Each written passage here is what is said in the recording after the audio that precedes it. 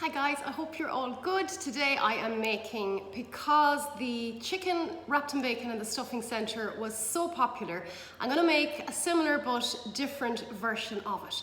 So it's going to be Parma ham, your chicken flattened, and inside you're going to have some sun-dried tomatoes, basil and mozzarella cheese rolled all up into a fillet. So let's get started. Okay, so here I've got a sheet of tin foil, I've got a sheet of cling film on top, I've put my chicken fillets just side by side and I've covered that with another layer of cling film. Now this is important for hygiene. Roll up your sides all around.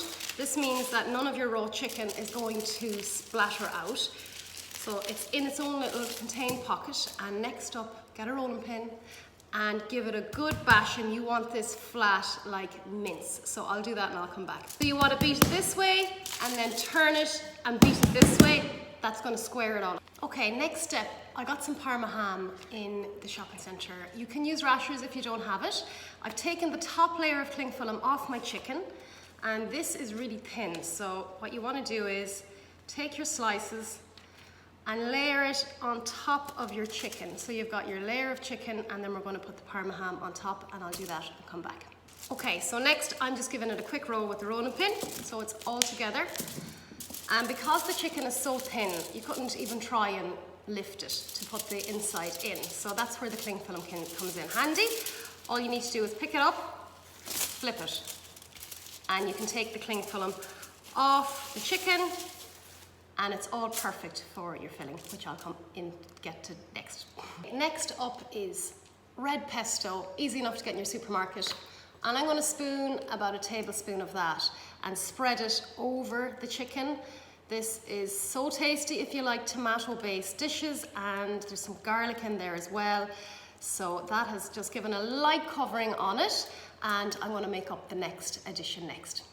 Okay, next step is get some sun-dried tomatoes. You'll get them in any supermarket. These are Tesco's sun-dried tomatoes. You don't have to add them if you don't want to, but I'm going to because I love tomatoes. So I'm going to pick them up. I've chopped them up into small pieces, and I'm just going to sprinkle them on top of the already brushed chicken. They're nice and small. Don't put big ones in, because when you cut it then the whole thing will fall apart. Next and finally, I have some mozzarella cheese. So I have broken that up with my fingers, so it's in nice small little pieces, and I'm just going to sprinkle that over the top. Make sure you get the cheese nice and evenly spread out, and I will come back. Okay, last step, basil leaves. I just happen to have some fresh ones. If you don't, buy the fresh ones, freeze them. It works exactly the same. There's no comparison to fresh herbs and dried herbs, I think. So I'm just going to roughly chop them up so they're in nice small pieces. The whole idea of this is that when you have it cooked and you cut into it and make slices, that everything stays in those slices. So that's about 4 basil leaves, and I'm going to sprinkle them on top, and I'll be back. Okay, so if you've been following me for a while, you know my favorite thing in the world is butter. So I'm going to just use some block butter, chop up little pieces, pop it over that, and next I'm going to put a final layer of cling film, and we're going to roll that, and we're ready to go. Okay, so I've covered the whole thing with cling film, and I'm just going to roll it with my rolling pin nice and gently so that all the inside ingredients stay inside, but it's also nice and flat. That's going to make it really easy to roll. So I have done that, and finally, actually I'm going to add some salt and pepper at this stage before I roll it, and I'll come back. Okay, little sprinkle of salt and pepper, and you're going to roll it from the longest line, not the short edge, the long edge. And just go away from you. Again, take your time, nice and easy. You want to flick those rashers or the Parma ham in and flip it, and keep going until it's all covered. My ham here has come away, so I'm just going to bring that back down. And next, go get some cocktail sticks. So you've got your cocktail sticks, and you basically want to keep the whole thing together while it's in the oven. So starting from one end, go right through and make sure you catch that ham on the very bottom side so it all stays nice and neat.